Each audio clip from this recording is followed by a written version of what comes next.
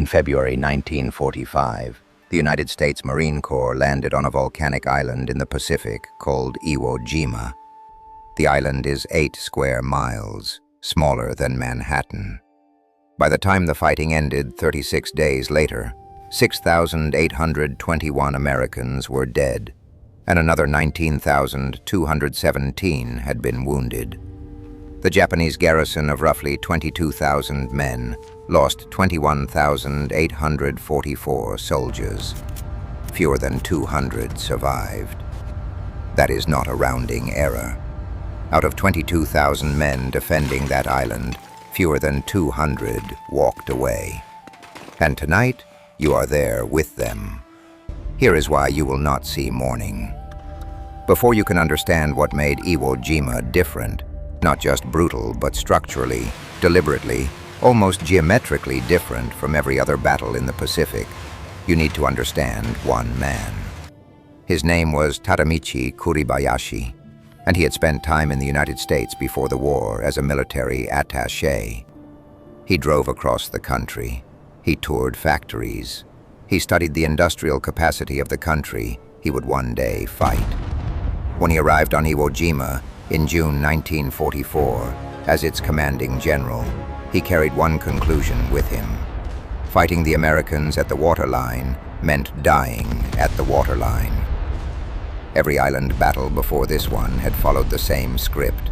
Japanese forces concentrated on the beaches. The Americans blasted them with naval gunfire and air support, and the defense collapsed within days. Kuribayashi read every one of those battles and decided he would not repeat a single one of them. What he built instead took nearly a year and 21,000 soldiers working by hand, 18 kilometers of tunnels, 5 levels deep in some sections, artillery positions, machine gun nests, mortar pits, and command posts connected by underground passages so that defenders could move unseen between positions while the surface above them absorbed whatever the American Navy and Air Force chose to deliver. Some bunkers had walls of reinforced concrete 4 feet thick. The tunnel system maintained a constant temperature underground, regardless of what burned on the surface. Kuribayashi ordered his men not to defend the beach. He ordered them to let the Americans land, let them get off their boats, let them bunch up on the shore, and then open fire from positions that no preliminary bombardment had touched. His explicit instruction to his soldiers was to each kill 10 Americans before dying. Not to survive, not to hold the island indefinitely. To kill 10 Americans each and make the cost of taking Iwo Jima so catastrophic that the United States would reconsider invading the Japanese home islands. That was the plan. That was the geometry of the place you have just stepped into. Now consider what the island actually looks like when you step off the landing craft.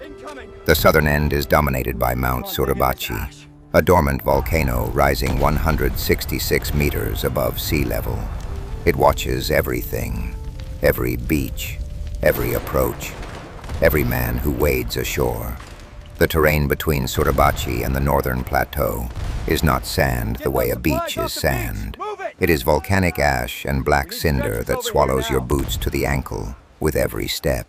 You cannot dig a proper foxhole because the walls collapse. You cannot run because the ground gives way beneath you. The Marines who landed on February 19th described moving through it as trying to sprint through wet concrete.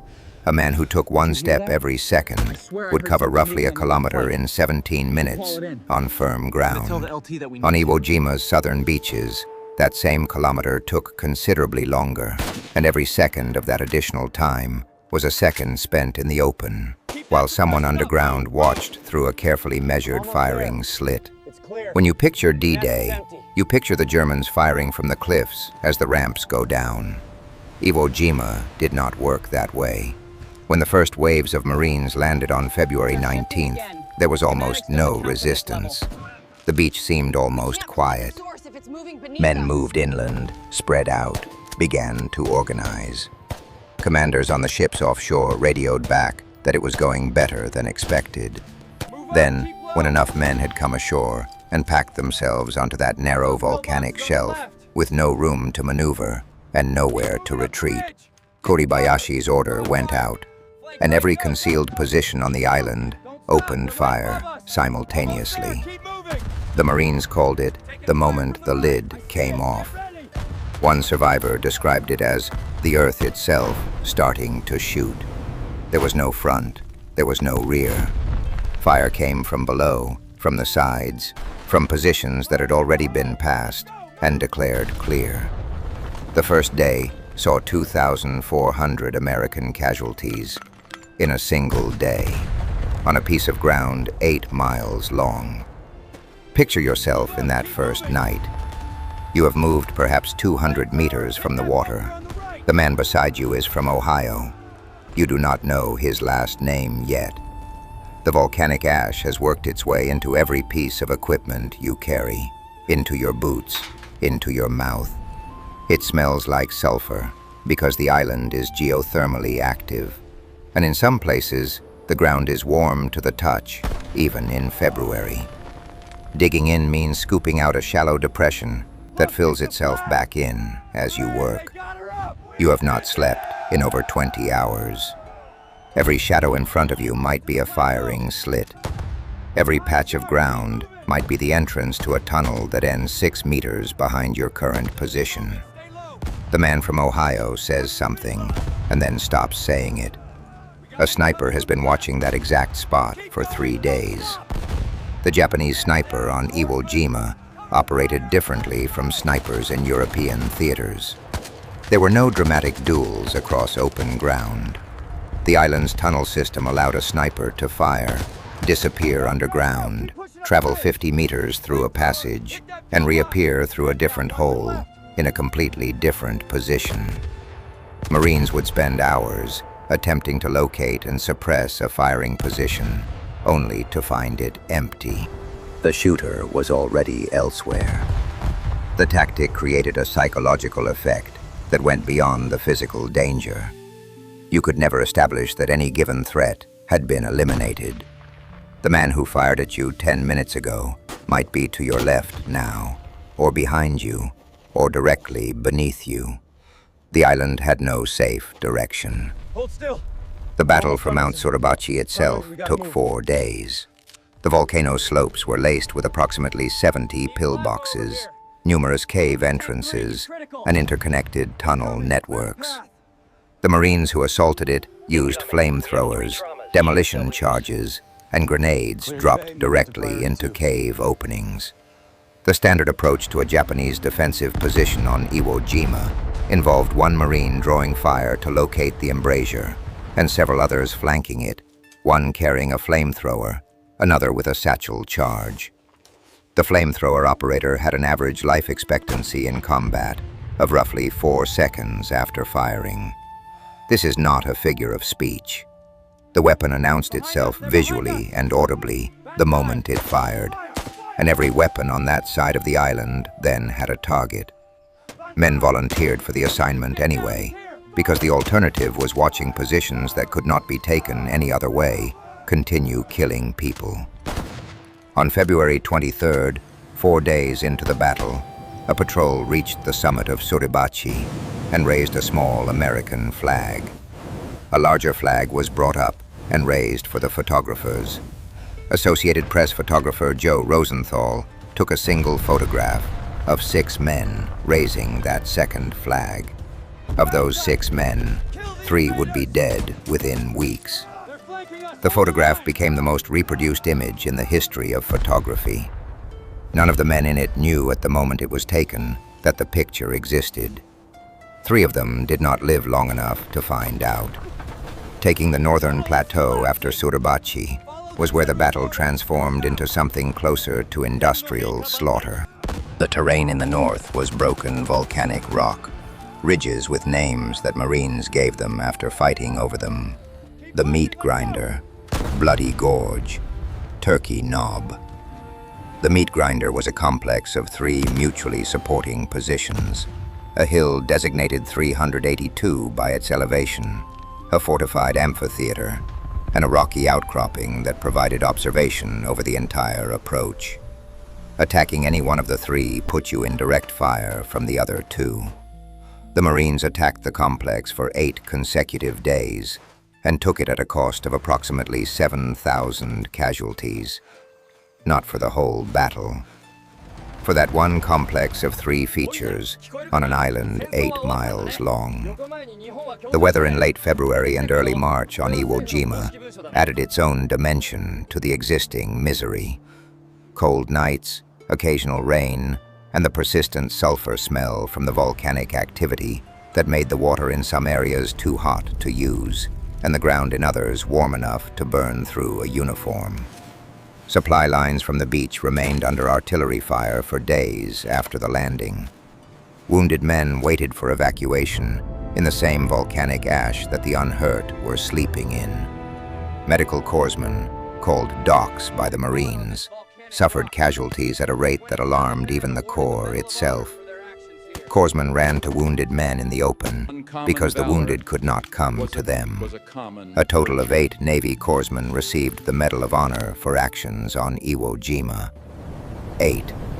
From a single battle on a single island. Consider what it meant to be wounded there and not immediately evacuated. The volcanic ash contaminated every wound. There was no clean ground, no clean water, no clean surface of any kind.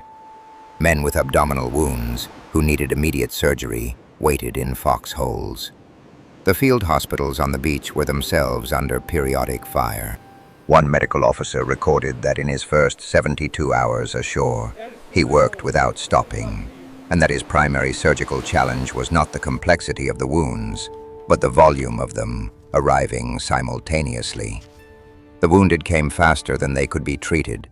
Triage, in practice, meant choosing who to work on and watching others die of wounds that would have been survivable with earlier intervention. That is not a medical failure. That is what Kuribayashi's design produced. The Japanese soldier defending Iwo Jima was not fighting the way Japanese soldiers had fought earlier in the war. The code of Banzai charges of mass assaults that spent lives for symbolic effect had been abandoned here by command decision.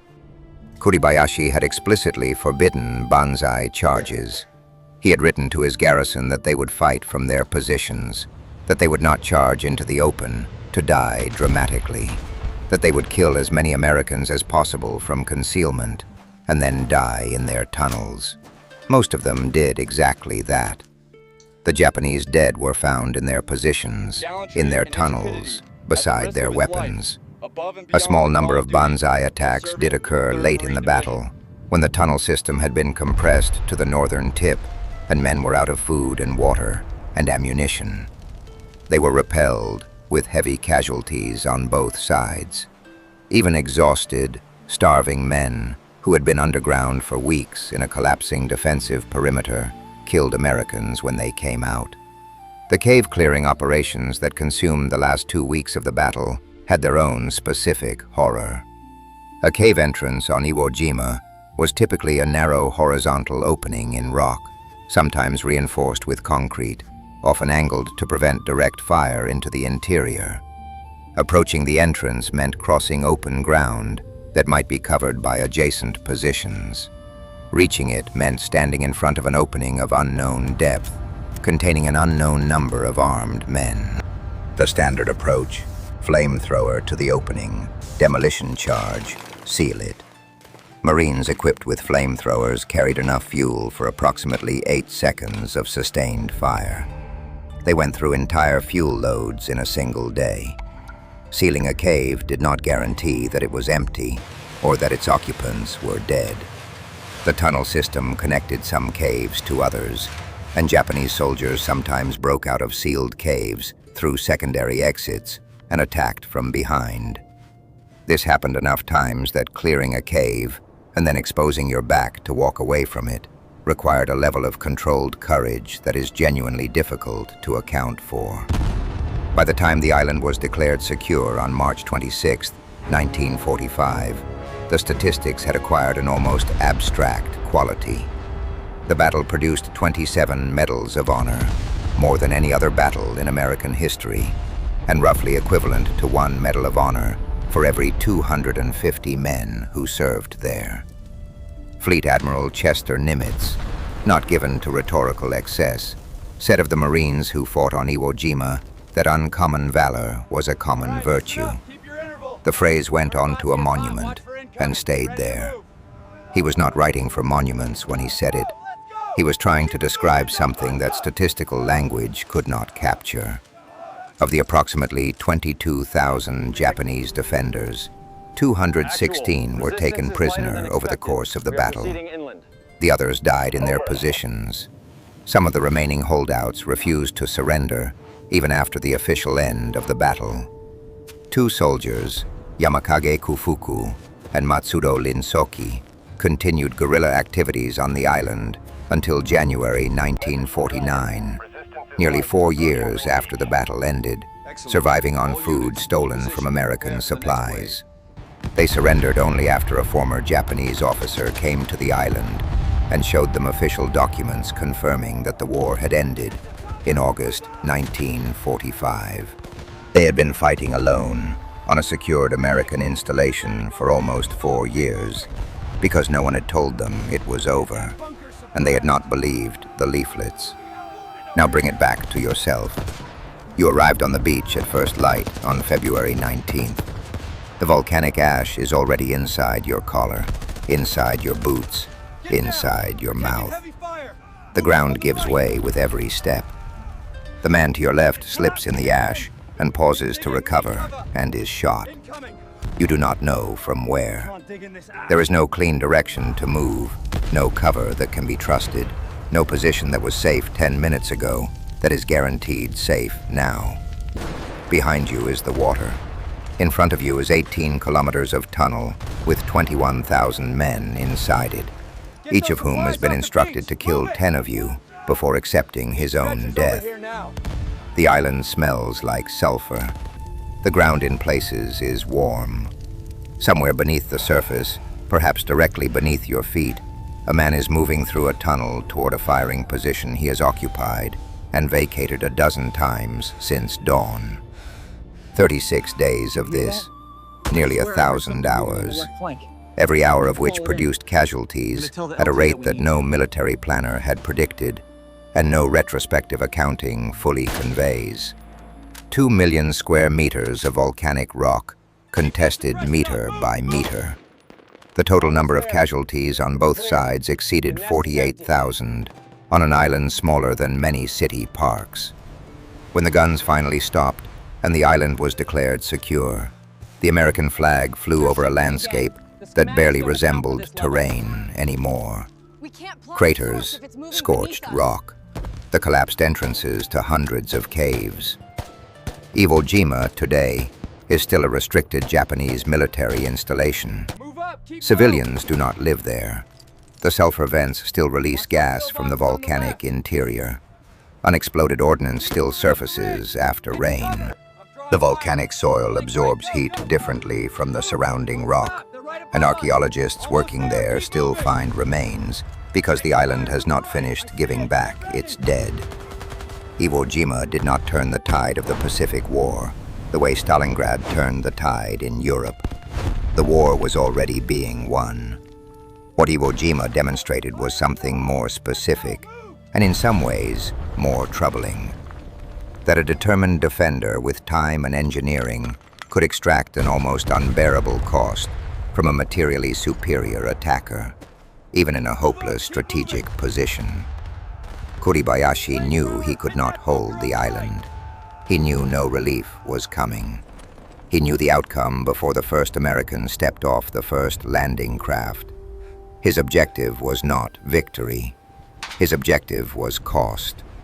And the cost he extracted shaped every calculation the United States made about the invasion of the Japanese home islands, contributed directly to the decision to use atomic weapons rather than invade, and changed the arithmetic of how the Pacific War ended. You would not have lasted one night. The volcanic ash would have been the least of your problems.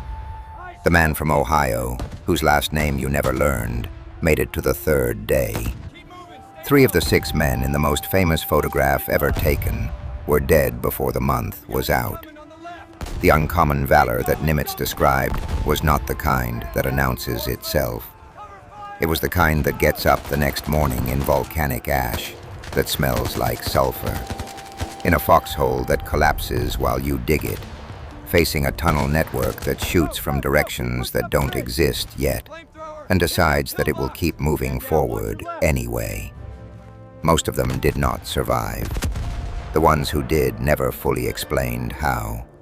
Because some things resist explanation, and Iwo Jima was one of them.